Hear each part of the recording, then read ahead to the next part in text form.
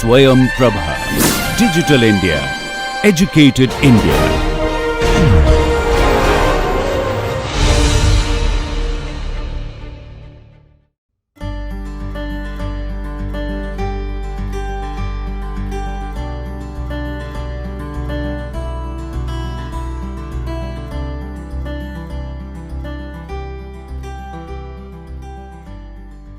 Hello everyone. In the last lecture, we discussed anharmonicity and how does anharmonicity affect vibrational energy levels. The energy of an anharmonic vibrator associated to the vibrational quantum number V is given by nu bar V equals V plus half nu bar E minus V plus half whole squared nu bar E chi E. Here this chi E is the anharmonicity constant.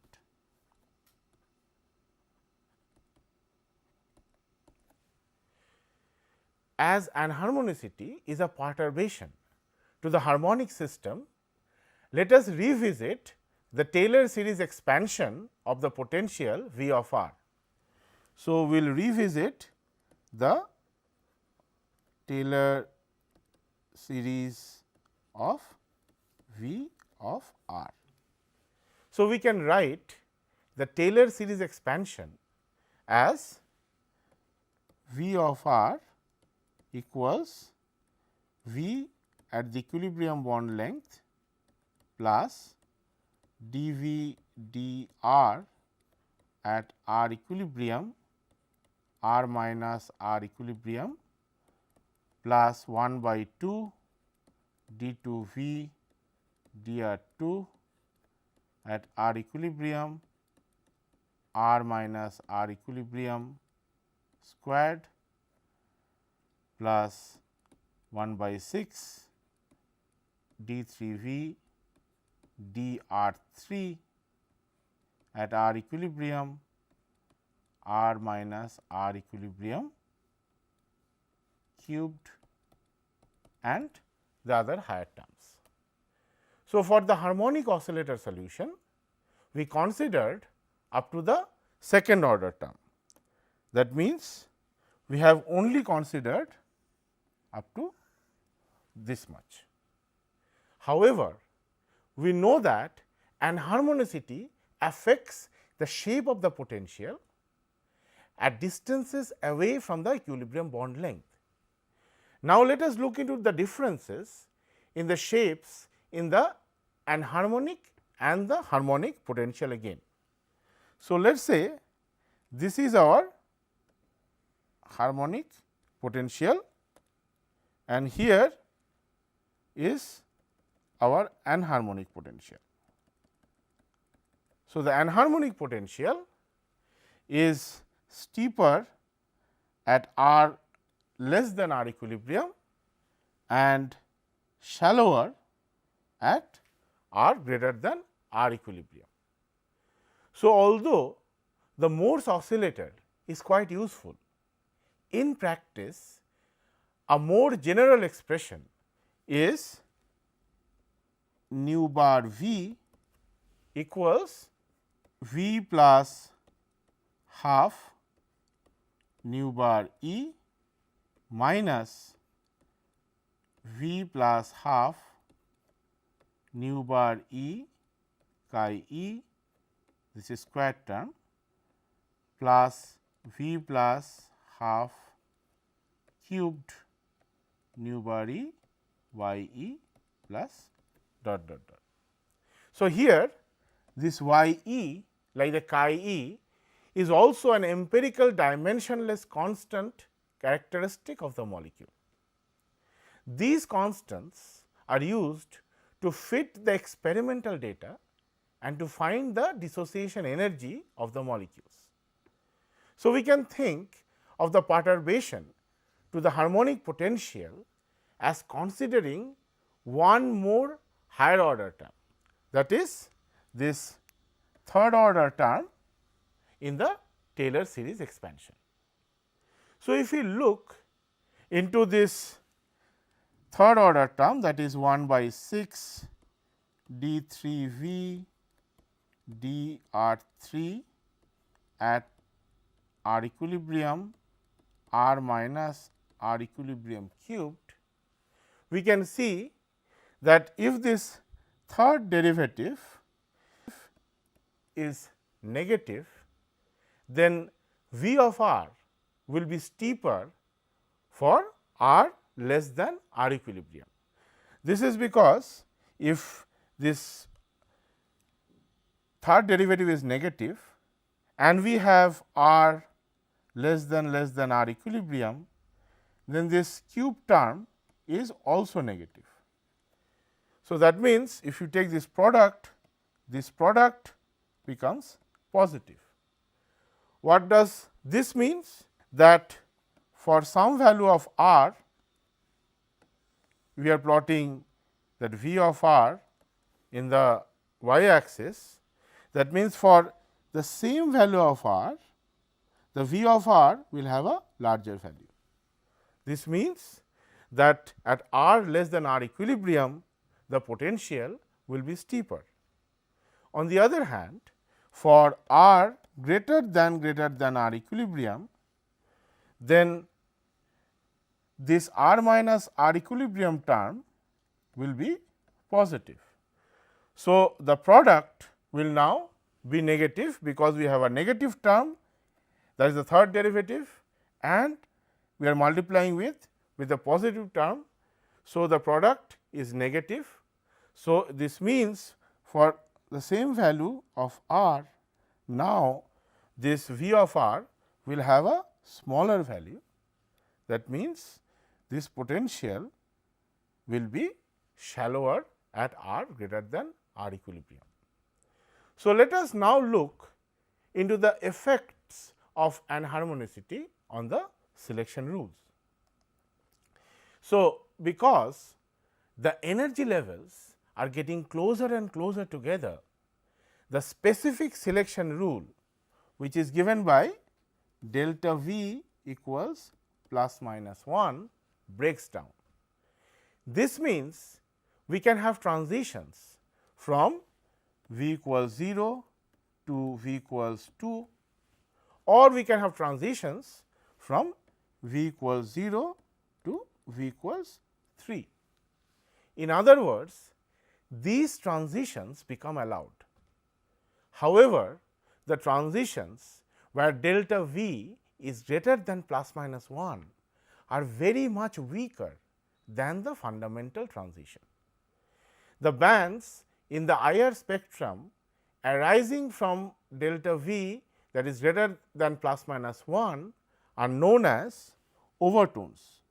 So, all these bands are known as overtones.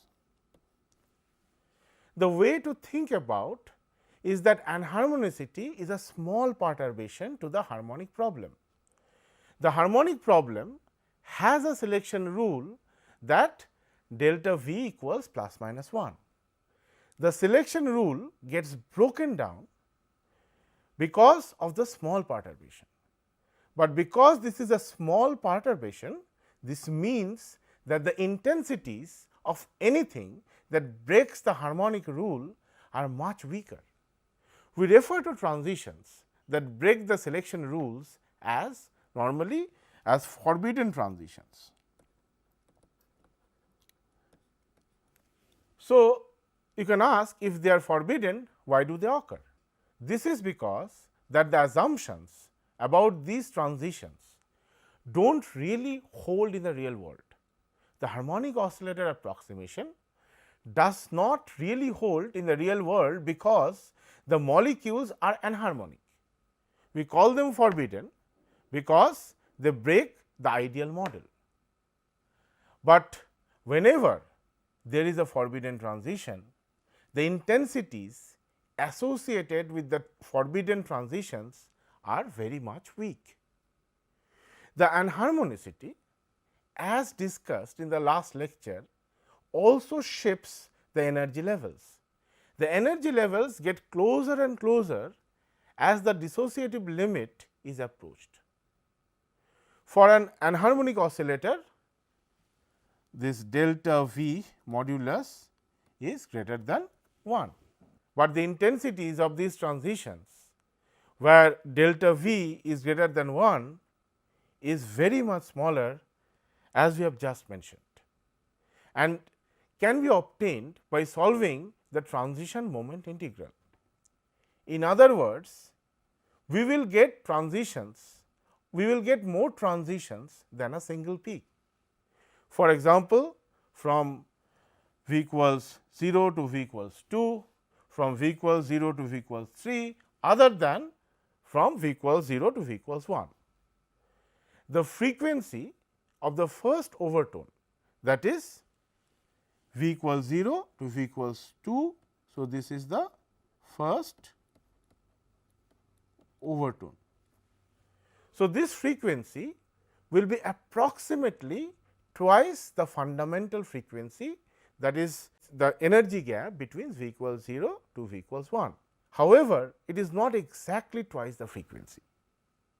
As the energy levels come closer with increase in the value of V in an anharmonic oscillator, the overtone frequency will be slightly smaller than the double of the fundamental frequency. So, now let us try to visualize these transitions. So, as you can see, we have this V equals 0, V equals 1, V equals 2, V equals 3. So, we are plotting V of r here, and we see the transition from V equals 0 to V equals 1 is the fundamental band. From V equals 0 to V equals 2 is the first overtone, and from V equals 0 to V equals 3 is the second overtone. So, if we now use the anharmonic energy expression, that is nu bar E equals V plus half nu bar. So, this is nu bar V. So, nu bar E here minus V plus half squared nu bar E chi E. The energy difference corresponding to the first overtone we can find out. So, because the first overtone is from V equals 0 to V equals 2. So, the energy difference, that is the delta nu bar for the first overtone, will be the nu bar for V plus 2, and we have to subtract nu bar of V from nu bar of V plus 2. So, now let us write. So, nu bar of V plus 2 we can write as V plus 2 plus half nu bar E minus V plus 2 plus half squared nu bar E chi E. So, this is one term, this is nu bar V plus 2, and now we have to subtract off nu bar V. So, that is V plus half nu bar E minus V plus half squared nu bar E chi E. So, we can simplify this, we can put the similar terms together. So, we have V plus half plus 2 minus V minus half nu bar E, and then if we take minus nu bar E chi E common, what we have is V plus 2 plus half squared minus V plus half squared. So, as we can see, the first term gives us 2 nu bar E, and for the second term we know that a square minus b squared equals a plus b times a minus b. So, for this term we can write minus nu bar E chi E, then I have v plus 2 plus half plus v plus half, this is one term. The other term is v plus 2 plus half minus v minus half. So, these cancel out. So, what we have is 2 nu bar E minus 2 times 2 v plus 3 nu bar E chi E. So, this is the energy difference for the first overtone. Thus, we can see that the first overtone will appear at a frequency slightly less than twice of the fundamental. So, now let us see the experimental frequencies of HCl. So, we have already seen this in the last lecture, but let us focus on the transition frequencies of the fundamentals and the overtones now. So, we have the fundamental band here and the frequency nu bar is increasing to the left hand side. So, we can see the first overtone is at 5682 wave numbers, but the fundamental was at 2890 wave numbers. So, there is a difference of 98 wave numbers. So, it is not twice of 2890, but it is twice of 2890 minus 98 wave numbers. Similarly, the second overtone is at 8333 wave numbers, and this is also off by 337 wave numbers.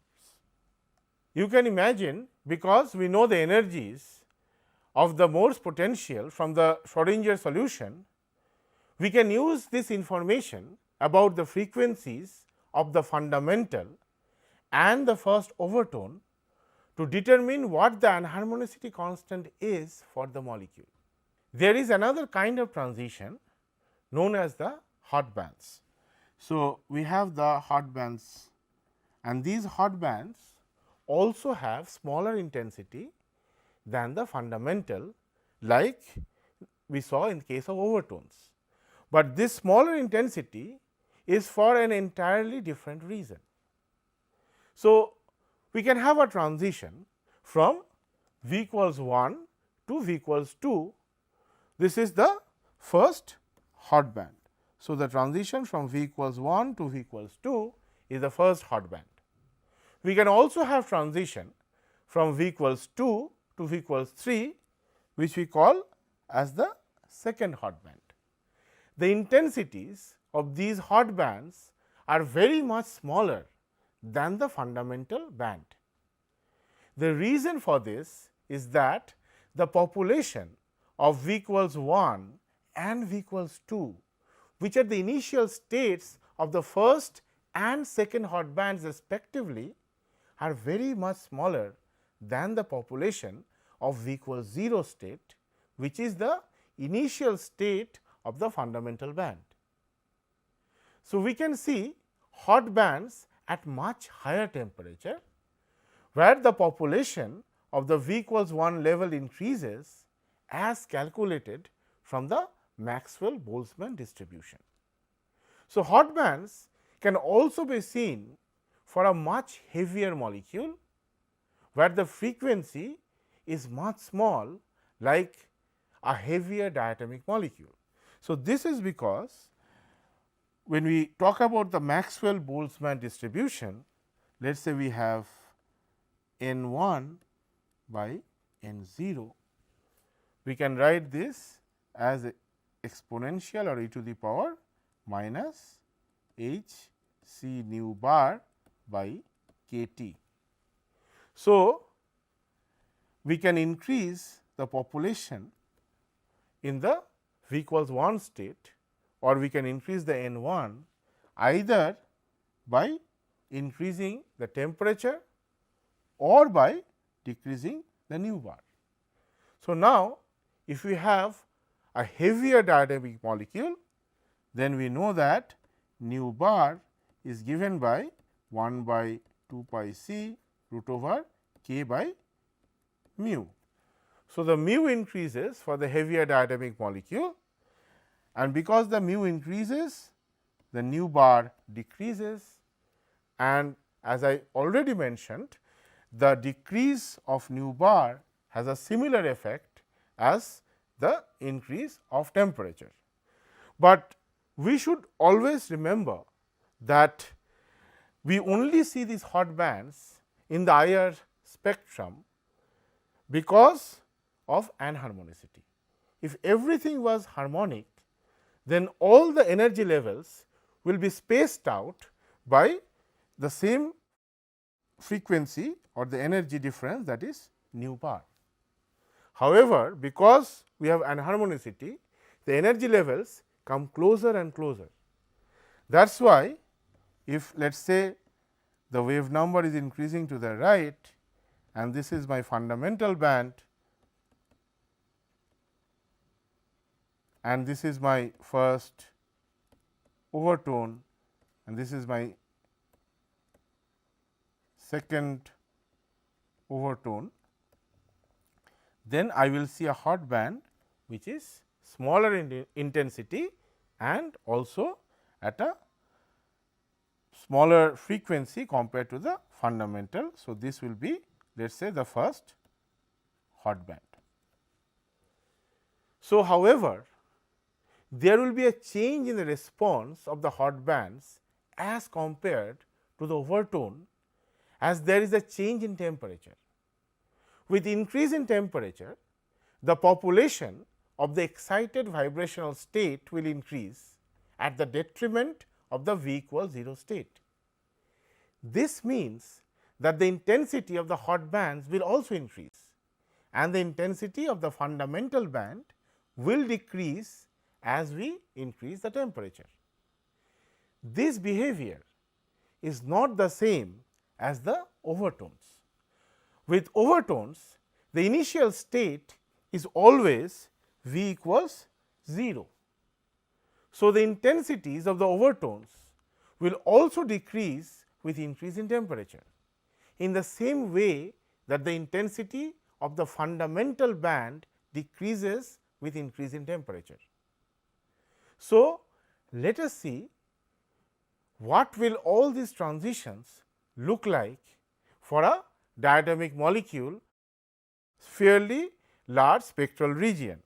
So, as I have already drawn it here, we are talking about a fairly large spectral region, because we have the fundamental band here, the first overtone here, the second overtone here, and the hot band which appears at a smaller wave number as compared to the fundamental transition. So, the V equals 1 to V equals 2 is at a frequency smaller than the fundamental. This is because the gap between the V equals 2 and V equals 1 level is smaller than the gap between V equals 1 and V equals 0 levels. So, now we will solve one problem before we end this lecture. So, the problem is, given the dissociation energy, that is d E is 7.33 times 10 to the power minus 19 joule per molecule, and the nu bar E, that is the fundamental frequency, is 1580 wave numbers, and the bond length, that is R equilibrium, is 121 picometer for oxygen, that is 16 oxygen. Find the constant parameter A of the Morse potential. So, we know the Morse potential is given by V of R equals d E 1 minus e to the power minus A R minus R equilibrium the whole squared. So, we have to find the value of this A. So, we know nu bar E is given by 1 by 2 pi c root over k by mu. So, we can write k equals 2 pi c nu bar squared times mu. So, this is 2 times 3.14 times 3 times 10 to the power 10 centimeter per second and times nu bar, that is nu bar E, which is given as 1580 centimeter inverse, this squared, and then we have mu, and mu, because oxygen is a homonuclear dynamic molecule, we can approximate this as 8, and if you convert it into kgs, it will be 1.661 times 10 to the power minus 27 kg. So, if you do this calculation, you will find the answer to be 1176.3 Newton meter inverse. And we have discussed in the previous lecture that k is given by 2 d E times a squared. So, if you want to find E or if you want to find A, then A equals root over k by 2 d E. So, we can write this as k is 1176 Newton meter inverse divided by 2 times d E, which is given here. So, 2 times 7.33 times 10 to the power minus 19 joules per molecule. So, this will be 2.83 times 10 to the power 10 meter inverse.